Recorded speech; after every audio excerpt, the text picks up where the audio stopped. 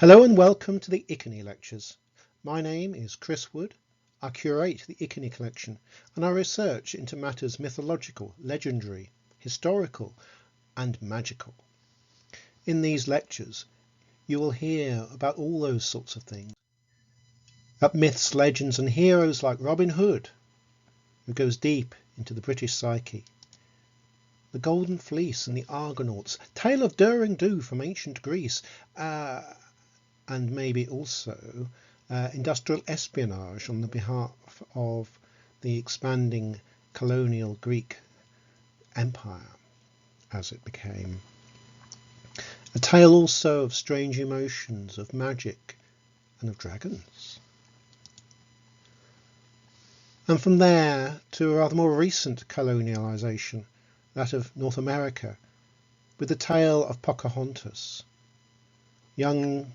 very young woman of the indigenous birth, whose story was corrupted even during her lifetime for other people's ends, and has been used and abused ever since for a variety of reasons, but at best conveys a message of hope that we might be able to find some better way of living together and with the land. And perhaps for these guys, the dragons that are the primal powerful forces of nature,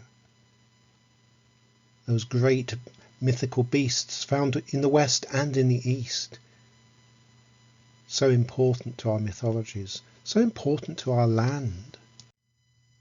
Hear about how the gods evolve, because the gods and the myths are not unchanging through the centuries.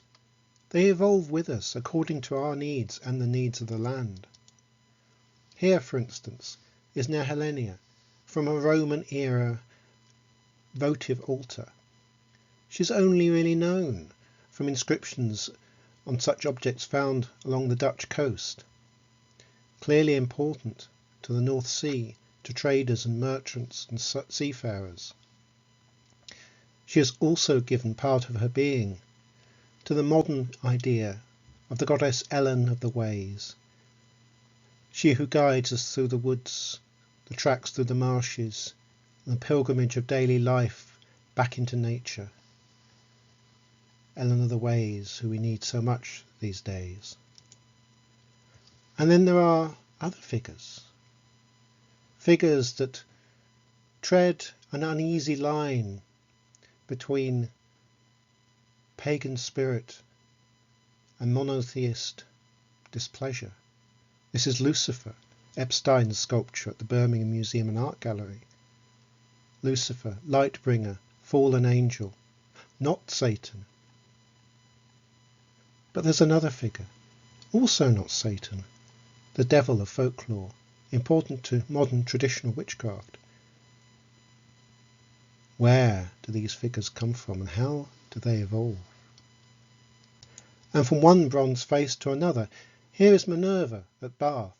Minerva, from her roots in the Etruscan Minerva and the Greek Athene.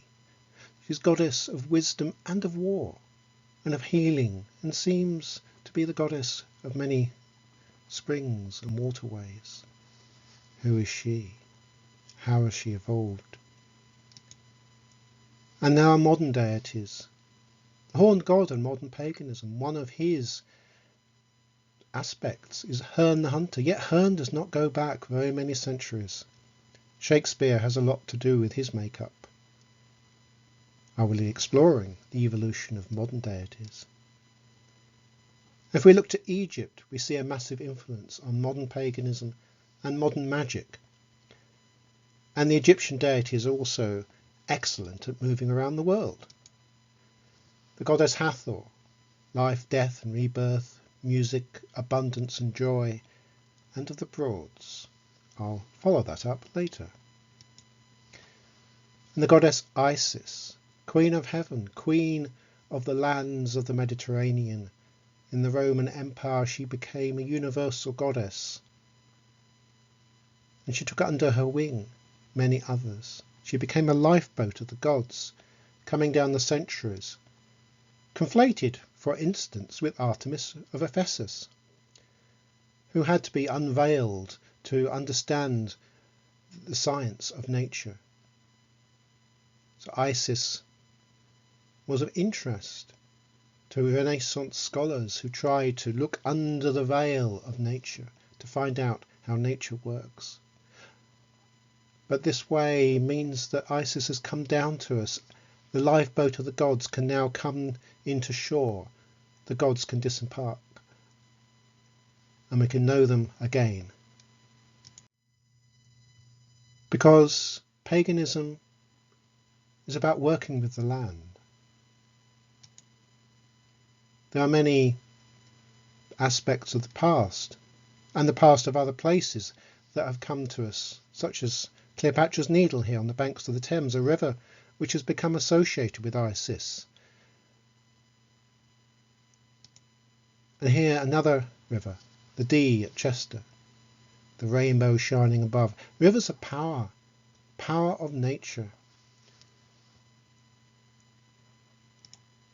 And that power we feel we have to control.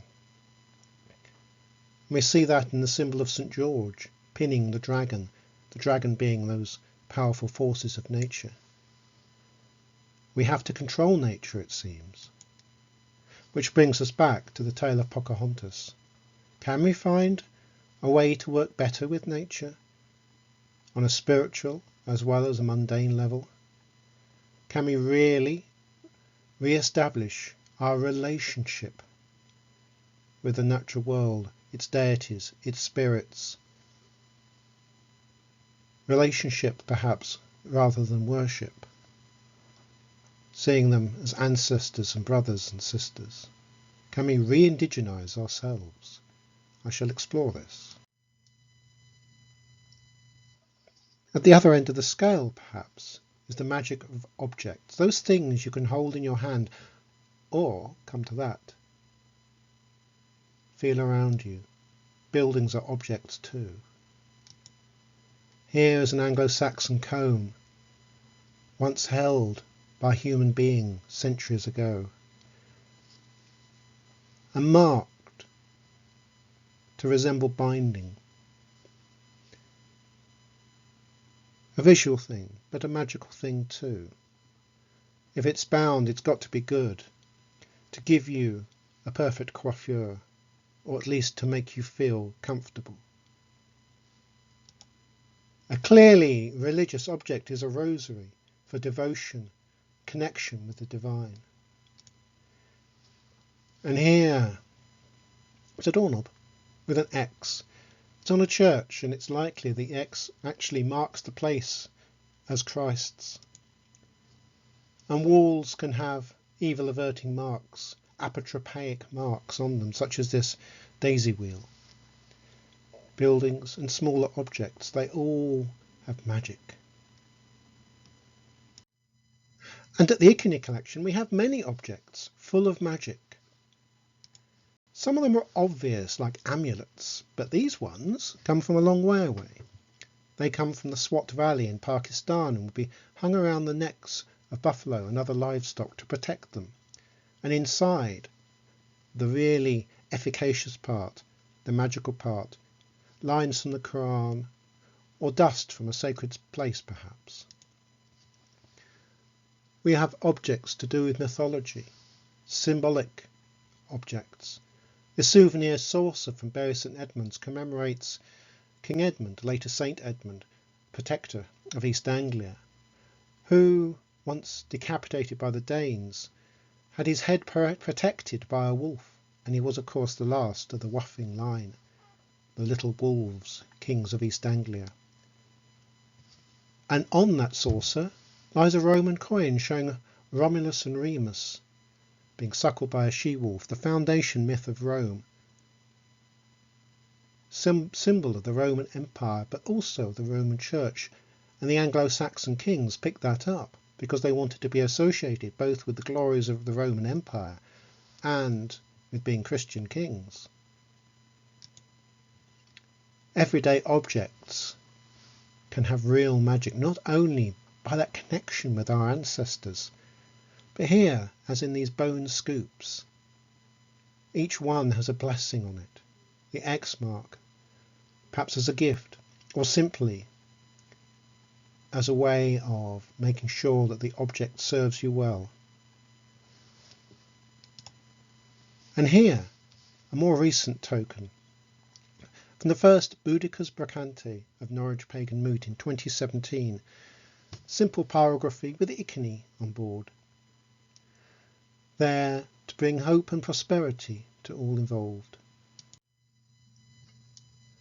But as well as the collection, I shall be talking about how museums work, why museums do what they do in order to look after their objects, and about the way museums work in society.